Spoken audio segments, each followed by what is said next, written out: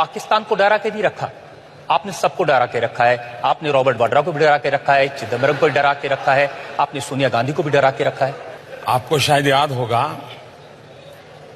शायद 2014 में आपकी अदालत में ऐसा ही एक सवाल आपने मुझे पूछा। हाँ, मैंने पूछा था। तब मैंने कहा था बिल्कुल डरना चाहिए। ये प्रधानमंत्री बनने के बाद नहीं कह रहा। और तब मैंने कहा था, देश में जब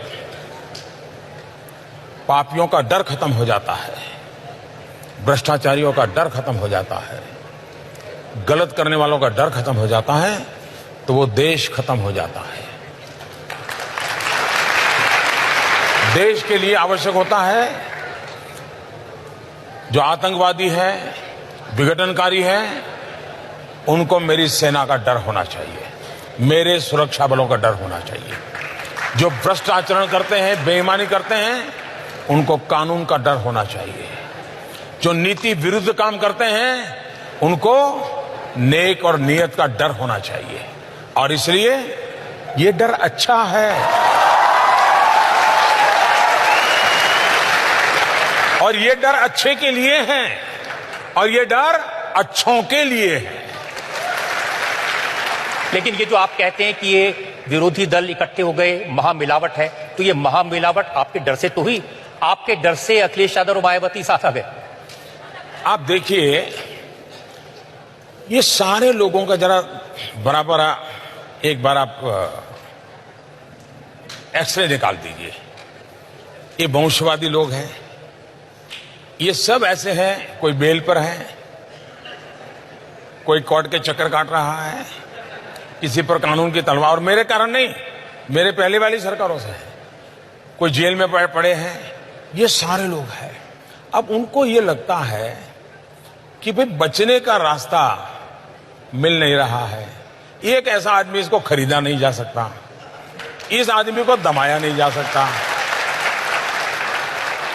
और ये तो सीधी लाइन में चलता है। अगर कानून में आप सही होगा तो आपको कोई नुकसान नहीं कर सकता, और आप गलत है तो कोई बचा नहीं सकता। ये उसूल पर चलने वाला इंसान है। जब तक इसको हटाएंगे नहीं, हमारा ये सारी मुसीबतों से मुक्ति नहीं होगी। वो देश के लिए उनको कोई परवाह नहीं है, उनकी अपनी मुसीबतों से बचने के लिए ये। अब महामिलावटियों का, अब उनको पता है डूब रहे हैं। उत्तर प्रदेश में एक योगी जी ने सब साफ कर दिया उनका। तो उनको लगा यार ये तो मोदी आ रहा है, वो तो योगी था, ये तो मोदी है, हाथ पकड़ो यार वरना मर जाएंगे। तो ये बचने के लिए, जैसे तिनका, ये हाथ पकड़ने के लिए बचने के लिए हाथ पकड़ने की कोशिश करते हैं। लेकिन उनका कैरेक्टर क्या है, थोड़ा सा भी उनको आभास हो जाए हाँ आप बच गए, तो तुरंत टांग पकड़ करके खींचते हैं, हाथ छोड़ देते हैं, टांग पकड़ते हैं। अब कांग्रेस के नेता तो ये कह रहे हैं कि प्रियंका गांधी की एडवांस एंट्री हो गई आपकी डर की वजह से, मोदी वापस आ जाएगा। डर अच्छा है, लेकिन एक आदमी ऐसा है जो कहते हैं कि मैं मोदी से नहीं डरता। वो एक डायलॉग है ना, राहुल, नाम तो सुना होगा आपने।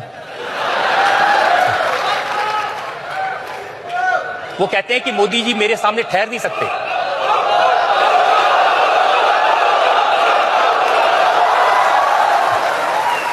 मैंने एक बार सुना था कि धरती कंप आ जाएगा,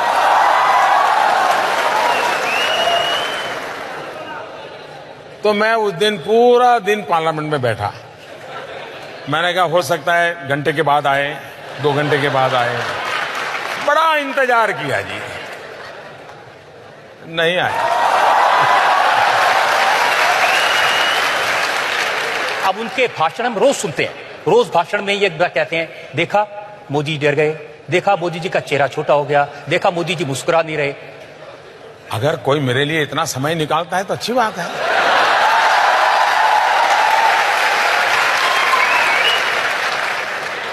कोई तो है जो हम थके हुए वो कह रहा है, हम हमारी चिंता कर रहा है, अच्छी चीज है। रोज कहते हैं जी कि चौकीदार चोर है, रोज कहते हैं।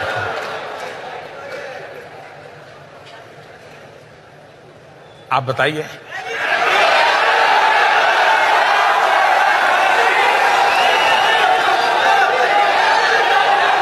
हिंदुस्तान के किसी भी कोने में पूछ लेना, मुझे पूछना ही नहीं पड़ेगा।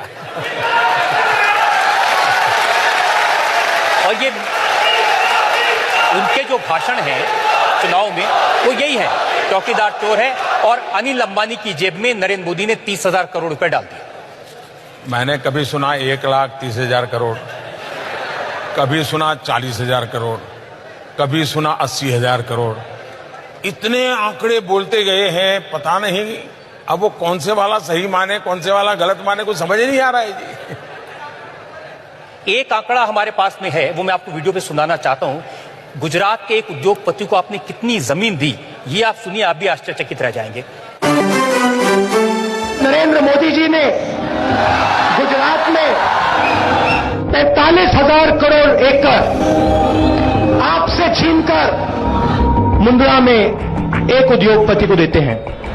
मोदी जी की जमीन नहीं थी, गुजरात के किसानों की, गुजरात के गरीब लोगों की, गुजरात के आदिवासियों की जमीन थी।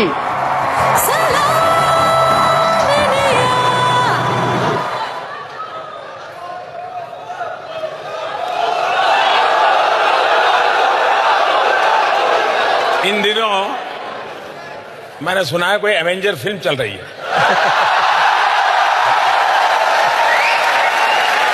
और कहते हैं कि भिन्न भिन्न ग्रहों के लोग उसमें शामिल होते हैं। हो सकता है कि जो एवेंजर फिल्म वाला स्क्रिप्ट राइटर होगा ना, उसने जब दुनिया के ब्रह्मांड के सभी लोग की साइज क्या है वो अपने स्क्रिप्ट के लिए शायद लिखा होगा आंकड़ा, वो शायद इनकी टोली में आ गया होगा। उनका एक नया 72,000 रुपए सालाना देंगे गरीबों को। उनके गुरु को मीडिया वालों ने पूछा तो गुरु ने कहा कि मिडिल क्लास सेल्फिश हैं, मिडिल क्लास स्वार्थी हैं, हम मिडिल क्लास पर टैक्स लगाएंगे, मिडिल क्लास से पैसे निकालेंगे और उस पैसों से हम ये योजनाएं चलाएंगे। तो उनके जो गुरु है उन्होंने तो मिडिल क्लास को कैसे खत्म कर देंगे उसकी पूरी ब्लूप्रिंट बना करके रखी है जी। और वो 72,000 रुपए जब हम पूछते हैं कहां से लाएंगे, तो वो कहते हैं कि जो विजय माल्या, नीरव मोदी, ललित मोदी, ये जो पैसा लेके भाग गए हैं, उनसे पैसा लेके वो लोगों को दे देंगे। लेकिन परेशान तो वो भी हैं जो भागे। विजय माल्या कह रहे हैं कि मैंने 9,000 करोड़ रुपए लिए थे, मोदी जी ने 13,000 की मेरी संपत्ति जब्त कर दी, तो भी नहीं छोड़ रहे। मैंने कानून बनाए हैं, कोई बच नहीं पाएगा। जो लूटा है देश का पाई पाई देना पड़ेगा और विदेशों में भी जेल में जाकर के रहना पड़ेगा, उनको यहां आना भी पड़ेगा, कोई बचा नहीं सकता है। और मिलकर जब्त की है, ऑक्शन करते चले जा रहे हैं, रुपए जमा होते जा रहे हैं, बैंकों को मिलते चले जा रहे हैं, कोई बचने वाला नहीं है जी। इसीलिए आपके लिए कहा है, चोर कांपे चमचे कांपे, चोर कांपे चमचे कांपे, कांपे हर गद्दार, देश का बच्चा बच्चा बोल रहा है मैं भी चौकीदार।